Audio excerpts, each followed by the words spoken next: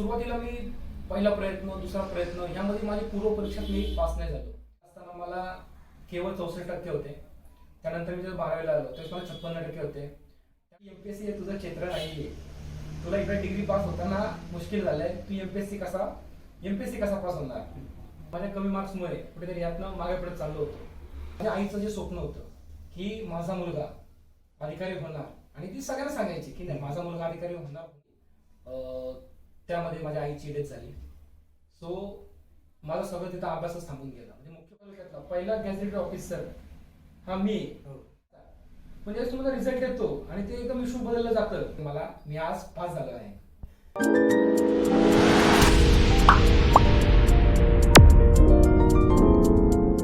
सध्या पालकांमध्ये एक ट्रेंड चालू आहे. प्रत्येक पालकाचं स्वप्न असतं की आपल्या मुलाला दिव्याच्या गाडीतून फिरलं पाहिजे, स्पर्धा परीक्षांमध्ये गेला पाहिजे, सरकारी नोकरी मिळाली पाहिजे. तर सरकारी नोकरी, स्पर्धा परीक्षा म्हणजे नक्की काय असतं हे बहुतेक लोकांना अजून याचा परिचय नाही. तर आज आपण संवाद साधूया आमच्या गावातील निखिल घनश्याम देशमुख यांच्यासोबत. निखिल घनश्याम देशमुख हे महाड तालुक्यातील पहिले गॅझेटेड ऑफिसर आहेत. त्यामुळे त्यांच्या या यशाला एक वेगळंच महत्व आलेलं आहे. आणि त्यांच्या या यशामुळे त्यांच्या आयुष्यामध्ये जो कायापालट झालाय, त्यांना जी प्रतिष्ठा मिळाली आहे, ती आपण एका छोट्याशा चित्रफितमध्ये बघूया.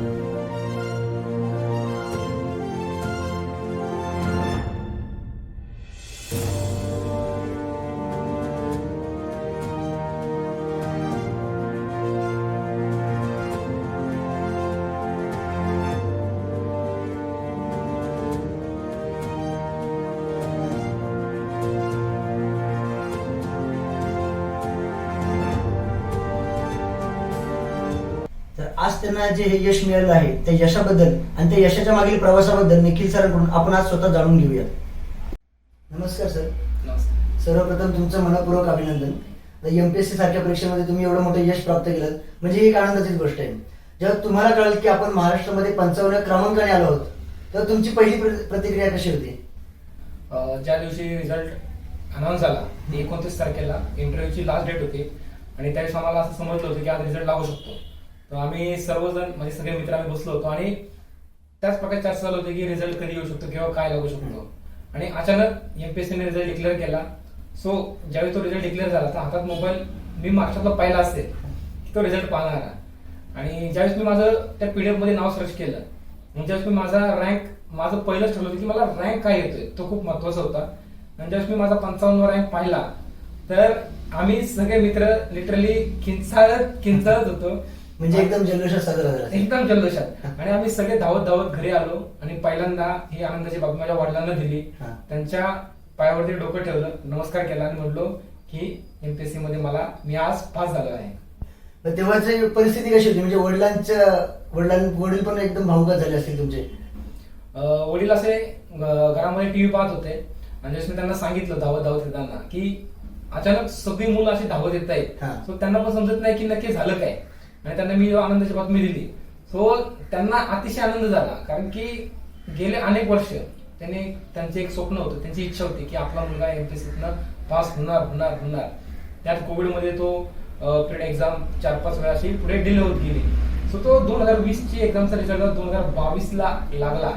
सो तो एवढ्या दिवसाची प्रतीक्षा आणि त्यानंतर लागलेला रिझल्ट, त्यामुळं अतिशय आनंदित होते सगळे. आणि अजून पण तेच वातावरण आनंदाचं अजून चालू आहे. बरोबर, नक्की आनंद तर झालाच पाहिजे. आणि सर, आता तुमचं हे यश लोकांना दिसतंय, तुमच्या पण हे दिसणाऱ्या यशामागे तुमचा खडतर प्रवास कसा होता? तुम्हाला कुठल्या गोष्टींमधून जावं लागलं? काय तुमचे अनुभव होते?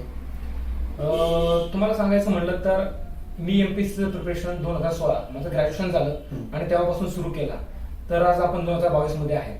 सो हे 6 वर्षाचा माझा ही लॉंग जर्नी आहे.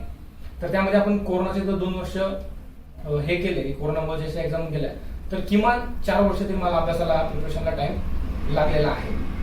तर सुरुवातीला मी पहिला प्रयत्न, दुसरा प्रयत्न ह्यामध्ये माझी पूर्व परीक्षेत मी पास नाही झालो. परंतु ते करत असताना माझा मुख्य परीक्षेचा अभ्यास मी चालू ठेवला होता.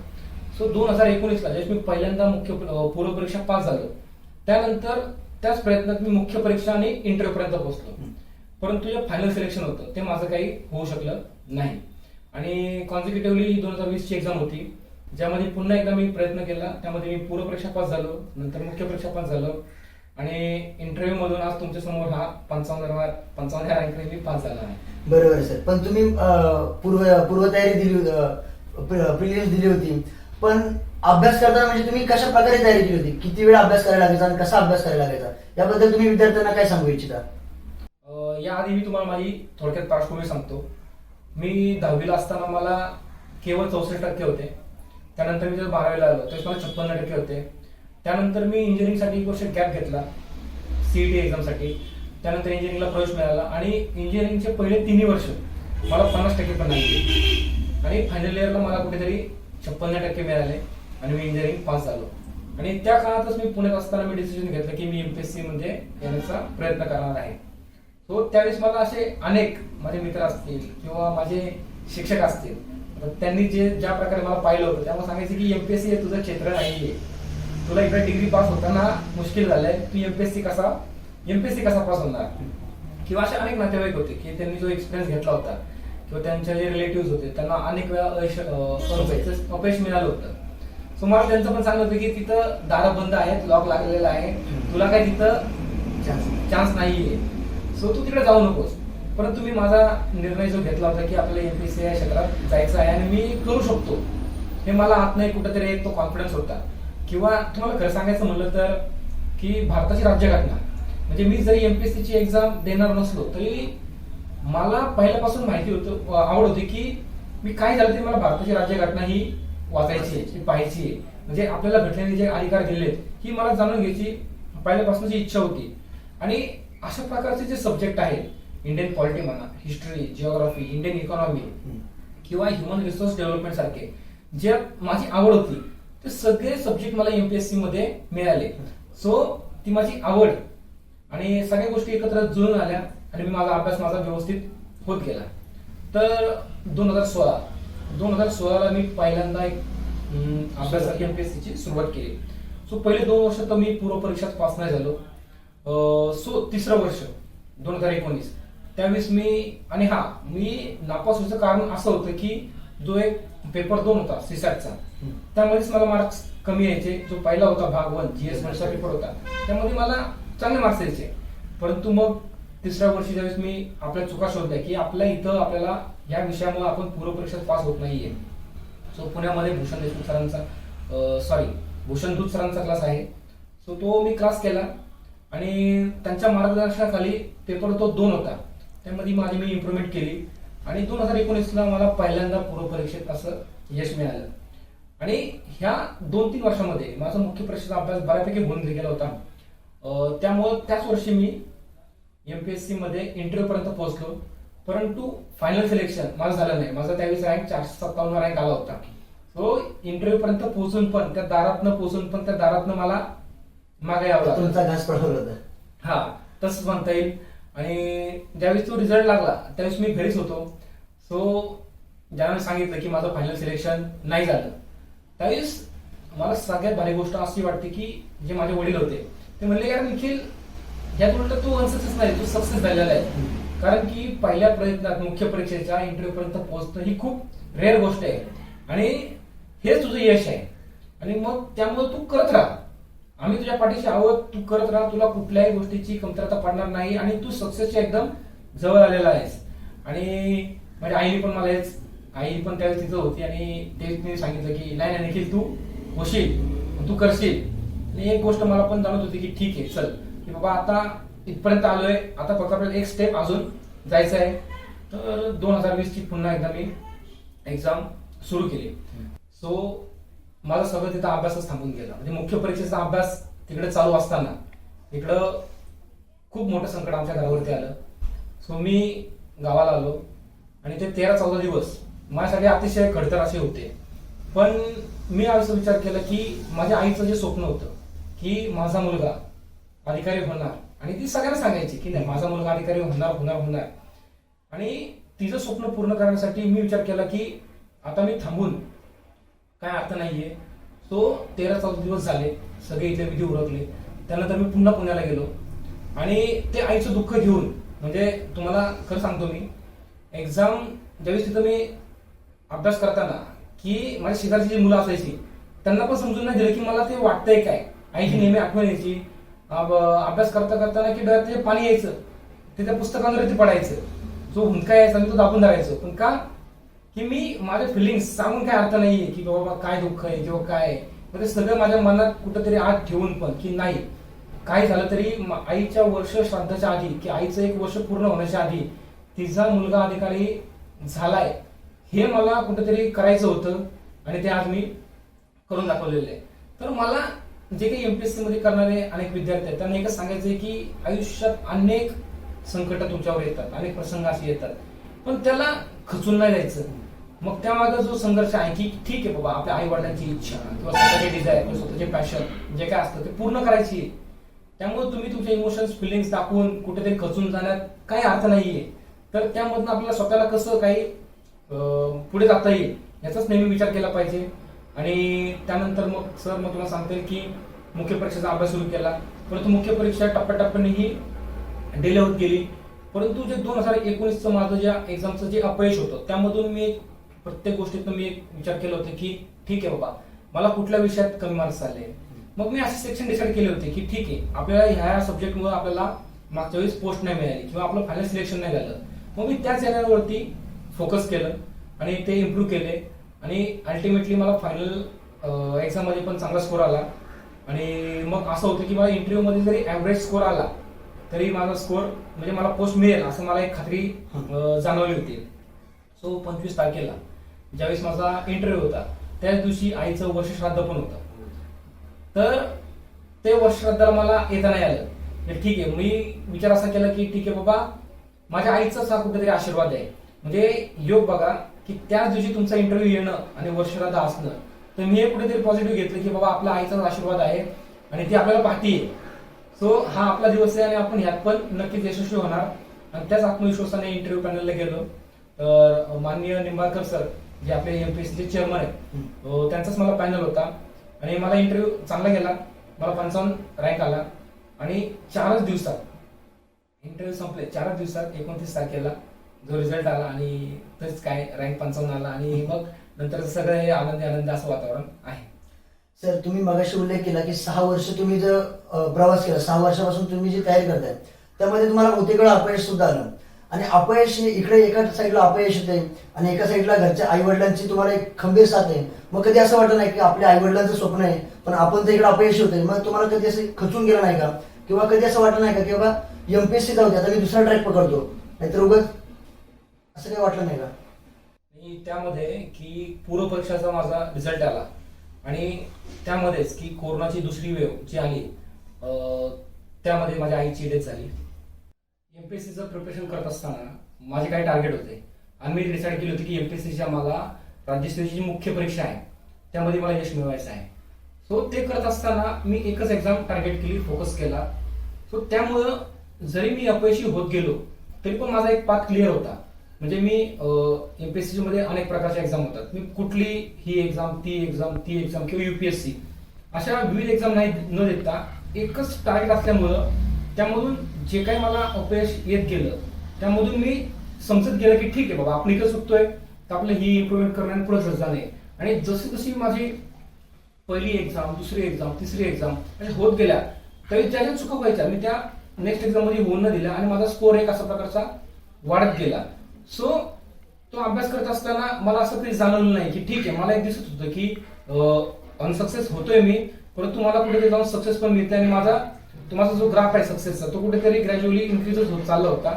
सो अल्टिमेटली मी माझ्या चुका शोधत गेलो आणि त्या चुकांमधनं मी सुधारणा केल्या आणि मी सक्सेसकडे जात होतो. त्यामुळं हे सोडून दुसरं काही करावं का किंवा न करावं का ते हा विचार माझ्या मनात कधीच नाही आला आणि त्यामुळेच मी सर हे कंटिन्यू केलं आणि आज फायनली मला सक्सेस मिळाला आहे. सरांचं शिक्षण वरणसारख्या एका साध्या गावातून झालं आणि सर तुम्ही ग्रॅज्युएशन सुद्धा इंजिनिअरिंग मध्ये करत होता. मग इंजिनिअरिंग करत असताना एमपीएससी सारख्या क्षेत्राकडे वळण्यामागे नक्की असं काय कारण होतं? इंजिनिअरिंग करत असताना माझी इंजिनिअरिंग ही केवळ 50% मी कुठेतरी पास आउट झालेला आहे. आणि ते करत असतानाच माझे अनेक सारे मित्र जे कंपनीमध्ये चांगलं त्यांना पॅकेज मिळत होतं, कुठेतरी सेट होत होते आणि मी कुठेतरी माझ्या कमी मार्क्समुळे कुठेतरी यातनं मागे पडत चाललो होतो. आणि माझे असे अनेक विद्यार्थी होते की ते इंजिनिअरिंग करून सुद्धा एमपीएससी या क्षेत्राकडे वळाले होते. सो मी त्यांच्या गायडन्समध्ये गेलो, त्यांना विचारलं की बाबा MPSC एक्झाम नक्की काय आहे, कशी आहे.